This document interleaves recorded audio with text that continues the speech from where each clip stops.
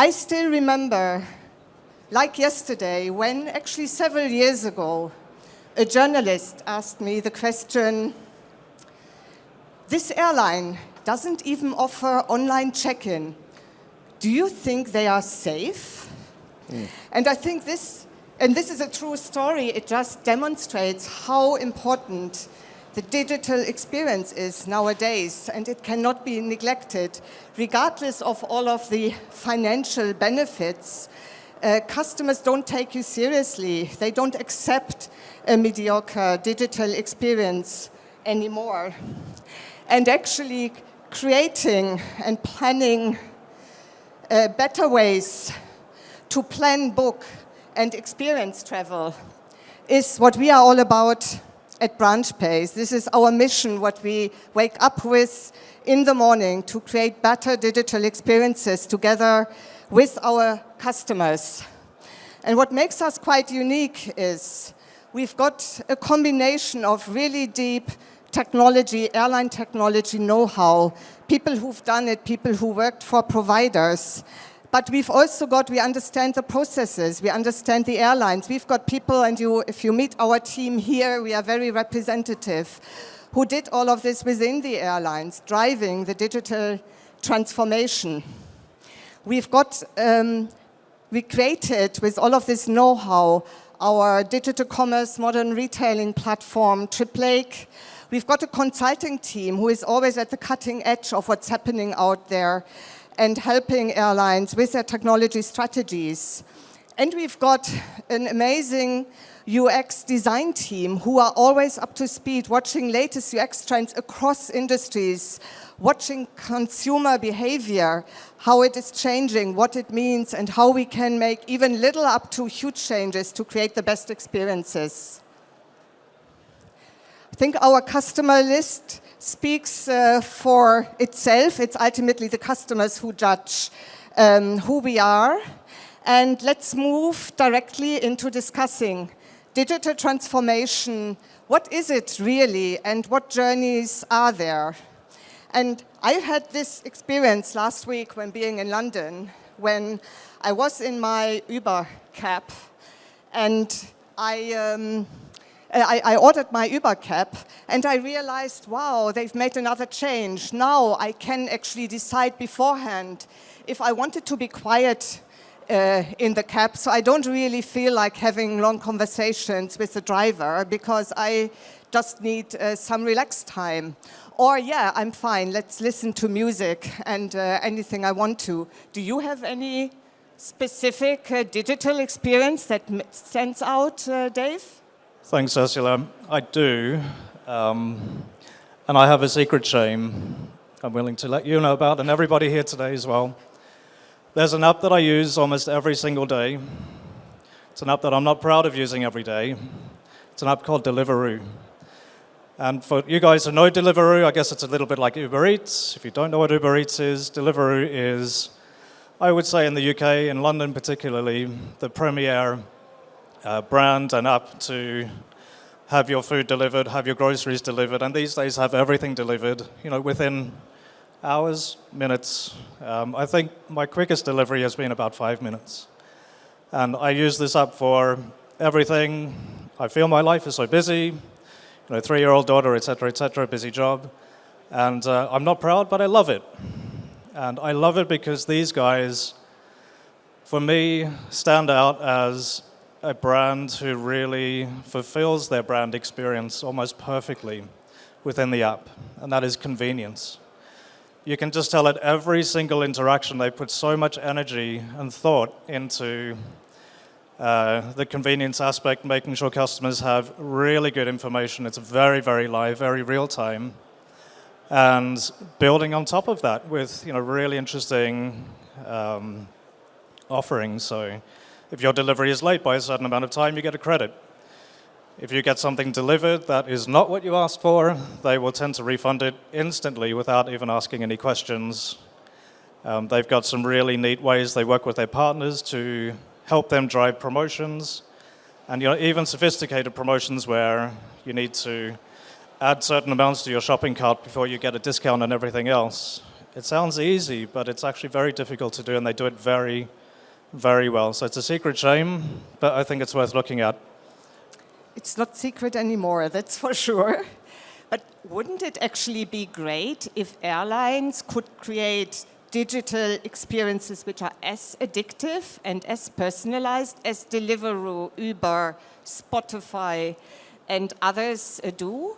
And ultimately, the starting position for airlines is much, much better because everybody just loves travel and is excited about it. It's not like having the pain of ordering food or having to think about other ordinary stuff you need to order. So the starting position is great. And the other thing is technology is not a limit anymore. How to make this happen? Technology is not a limit. I think you're right. And reflecting on brands like Deliveroo or Uber, etc., the thing that these guys don't do is come up with fantastic ideas and just execute it perfectly each and every time. That's not how they've achieved success. They've achieved success because they put a lot of energy and a lot of money into building really good engines to help them grow. And in particular, engines that allow them to end their often large sets of product teams fail very, very quickly, and fail in a way where it really minimizes the impact to their top line. And so I mentioned before with Deliveroo, they've got lots of different touch points in terms of how you interact with them, even for one order, for a bottle of water or whatever. I don't use them for a bottle of water, by the way.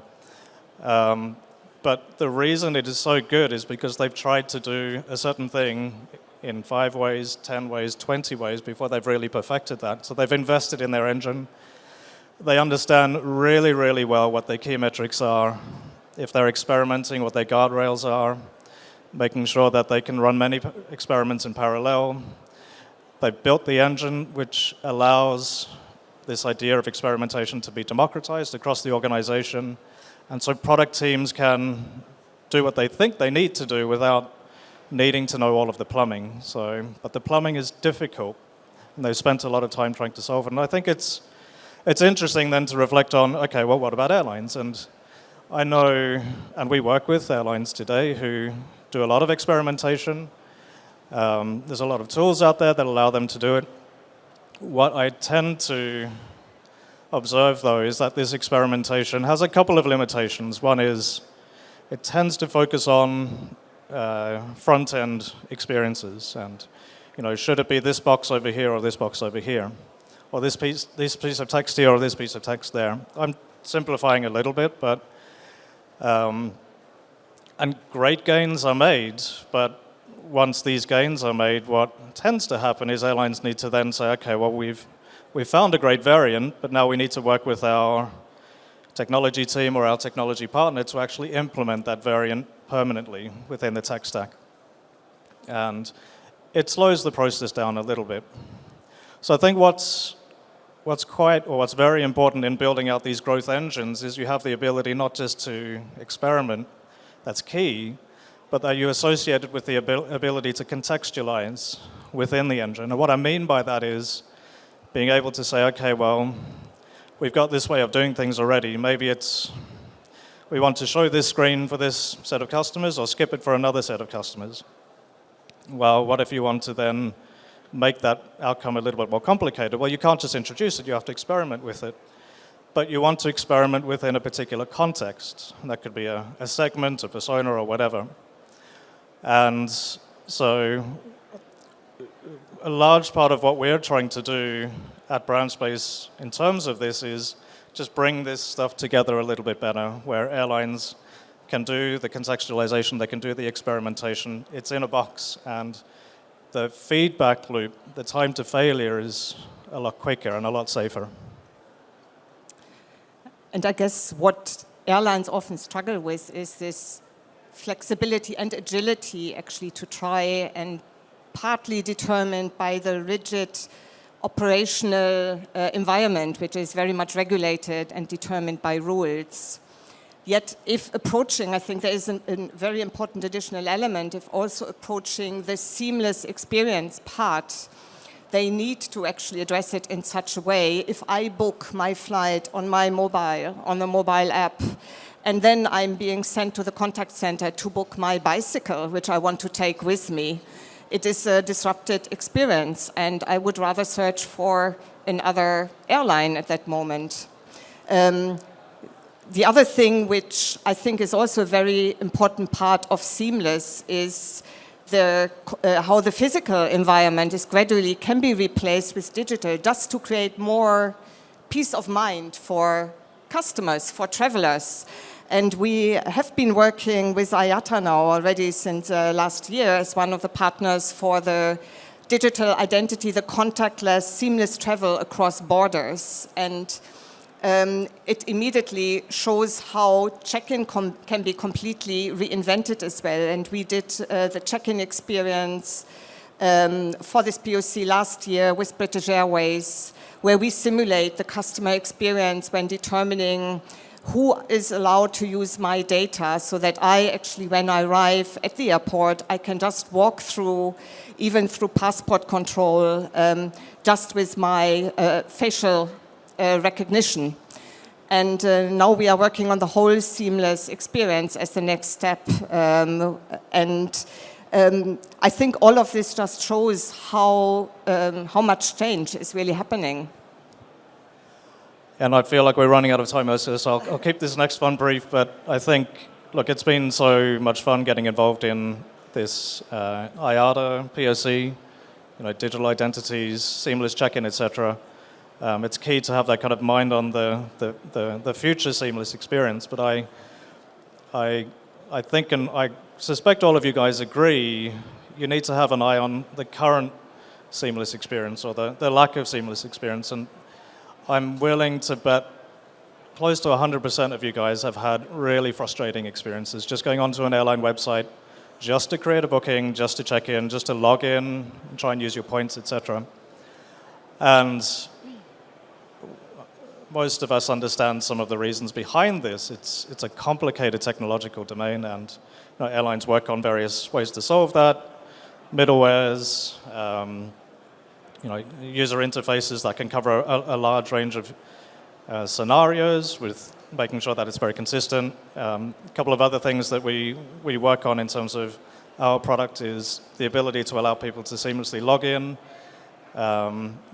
be they a loyalty member or a B2B user, and make sure that they are really recognized across different touch points. There's nothing worse than being recognized on the website but not being recognized when you try and check in, right? And another is making sure that any decisioning you have in terms of personalizing the experience, that it's not just delivered in one place, but can be delivered at all touch points as well. These things are difficult but key.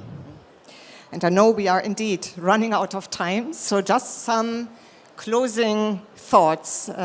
We think there is not one best way for digital transformation, and we see it very clearly with our customers. There are some who prefer to start with mobile apps or web portal or online check-in, get the learning curve already for their teams, and then extend further. There are others who go for the whole thing.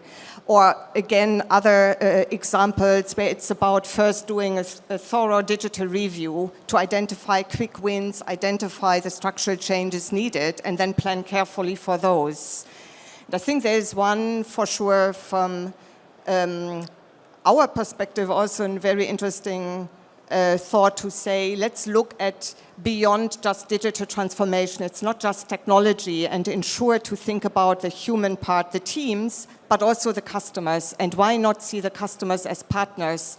Let them collaborate in this transformation. And this also means it will be future-proof, because you will never miss the trends that are happening out there.